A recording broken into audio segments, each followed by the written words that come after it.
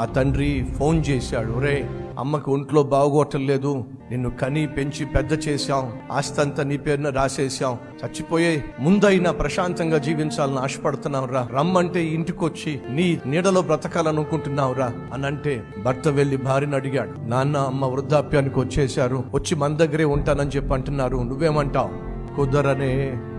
కుదరదు. మరి ఏం చేద్దామంటావు?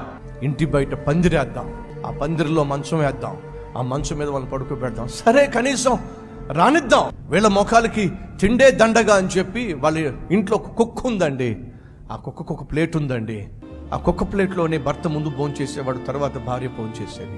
ఈ లోపల కుక్క ప్లేటు కాస్త మాయమైపోయింది. ఇంటికి వచ్చిన భర్తను చూసి అత్త మీద మావ మీద లేనిపోనివన్నీ కల్పించి చెప్పేసరికి ఆ మూర్ఖుడేమో కర్ర పట్టుకుని పాప వృద్ధాప్యంలో ఉన్న తండ్రి మీదకి వెళ్ళి చావగొట్టబోయాడు. అలా కొడుతూ ఉంటే పరుగున కొడుకు చిన్న పిల్లవాడు నాన్న తాతని ఏం చేయొద్దు అని చెప్పి అడ్డుపడ్డాడు.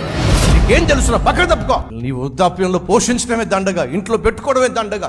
కుక్క ప్లేట్ కూడా దాచిపెట్టేశారు. ఆ కొడుకు అంటున్నాడు, నాన్న కుక్క ప్లేట్ దాచిపెట్టింది వాళ్ళు కాదు నాన్న, నేనే దాచిపెట్టాను. నువ్వెందుకు దాచిపెట్టావురా? కుక్క ప్లేట్ లో మీరు అన్నం పెడుతున్నారుగా. అవును, కాబట్టి ఆ ప్లేట్ నేను దాచిపెట్టాను. నువ్వెందుకు దాచిపెట్టావు? నాకు పెళ్ళైన తర్వాత నేను కూడా మీకు కుక్క ప్లేట్ లోనే కదా అన్నం పెట్టాల్సింది. పక్కనే ఉన్నటువంటి తల్లి గుండె తరుక్కుపోయింది, గబ్బగబా వచ్చి అంటుంది, ఏంట్రా తల్లి ప్రేమను పంచిపెట్టి నాకు కుక్క ప్లేట్ లో పెడతావురా నువ్వు?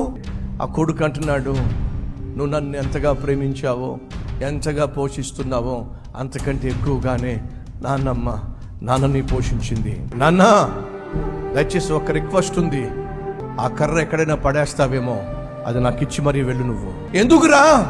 ఇప్పటి నుంచే ప్రాక్టీస్ మొదలు పెడతా.